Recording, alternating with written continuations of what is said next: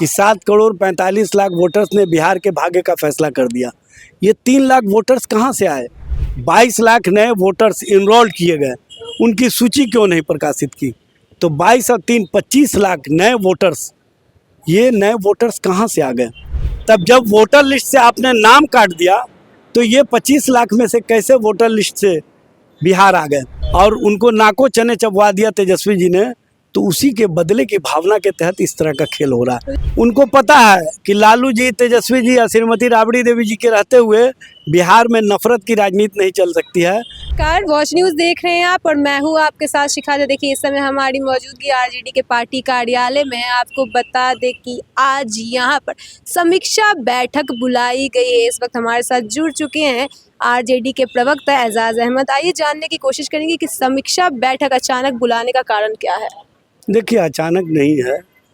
चुनाव के बाद हर पार्टी समीक्षा बैठक करती है और अपने प्रत्याशी से, अपने रैंक एंड फाइल लीडर से जानकारी प्राप्त करती है। उसी जानकारी के आधार पर हम आगे की रणनीति तय करते हैं और आगे संगठन के माध्यम से हम जनता के बीच में कैसे आगे बढ़ें, इसके संबंध में बात की जाती है।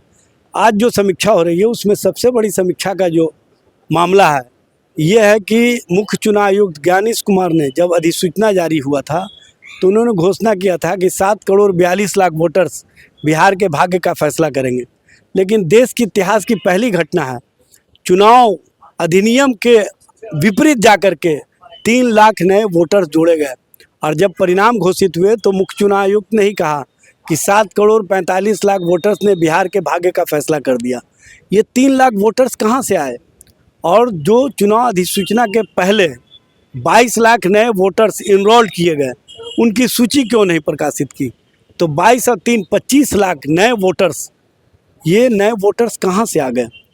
आखिर ये जो हरियाणा से, दिल्ली से, पंजाब से, गुजरात से और अन्य राज्यों से जो भाजपा शासित राज्य थे, वहाँ से स्पेशल ट्रेनें चला करके, भाजपा का पट्टा डाल करके और टिकट कटवा करके किन लोगों को भेजा गया, इसकी जानकारी मुख्य चुनाव आयोग को भी देना चाहिए और भारतीय जनता पार्टी को भी देना चाहिए। किस तरह का खेल हुआ है, ये खेल स्पष्ट रूप से सामने आता है।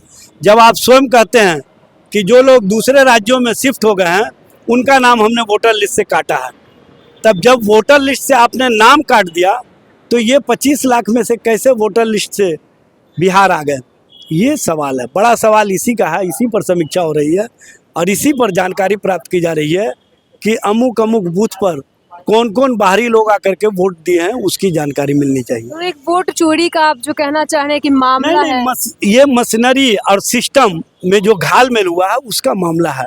वोट चोरी तो मामला नहीं है। मामला यहाँ पर कहीं ना कहीं जो चुनाव के अधिनियम है, जो चुनाव के कारक हैं, उन कारकों में जो लो फॉल है उसकी जानकारी प्राप्त करना आवश्यक है और उसी से लोकतंत्र और लोकतांत्रिक प्रक्रिया को मजबूत किया जा सकता है।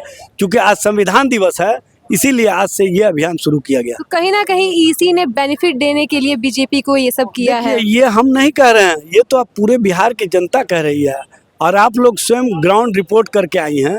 आप लोगों को भी पता है कि किस किस तरह का खेल हुआ और किस किस तरह की राजनीति की गई है। ये सब कुछ सामने आ जाएगा। देखिए 25 नवंबर को राबड़ी देवी का जो आवास है उसको खाली करने का नोटिस जारी कर दिया गया। तो क्या कुछ लग रहा है कि नीतीश कुमार ने ऐसा कुछ किया है या बीजेपी के इसके पीछे साजिश है? सबसे पहले तो एक बात समझ लीजिए कि 2006 से श्रीमती राबड़ी देवी जी के नाम से 10 सर्कुलर रोड आवंटित किया गया है पूर्व मुख्यमंत्री के नाम से। और जब पूर्व मुख्यमंत्री के नाम से आवंटित किया गया तो 20 वर्ष से लगभग, मतलब 2-4 महीना का कमी है। जनवरी में ये अलॉट हुआ था 2006 में। तो 20 वर्षों से एनडीए ही की सत्ता चल रही थी, लेकिन कभी भी ऐसा नोटिस नहीं हुआ।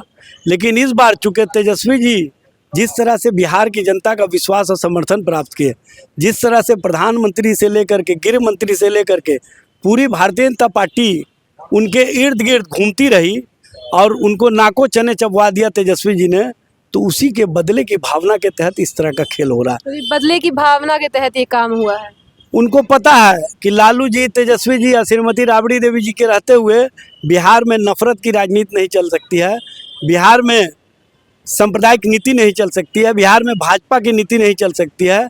इसीलिए भाजपा अपनी नीतियों को कहीं ना कहीं सरकार के माध्यम से आगे बढ़ाना चाहती है, इसलिए विपक्ष को तंग कर रही है। धन्यवाद। तो आपने सुना कि एजाज अहमद का ऐसा साफ साफ कहना था कि जो ये इतने नए वोटर्स कहाँ से कैसे ऐड हुए, इसके लिए जो है समीक्षा बैठक बुलाई गई है। देखिए, देखना दिलचस्प होगा कि समीक्षा बैठक का जो है रिजल्ट क्या कुछ आता है। हम सारी प्रतिक्रिया इससे जुड़ी आपको समय समय पर देते रहेंगे, इसलिए बने रहे हमारे साथ और हमारे चैनल को सब्सक्राइब करना ना भूलें। आगे की सारी अपडेट्स के लिए हमारे चैनल को फॉलो करें और बने रहे हमारे साथ, देखते रहे। धन्यवाद।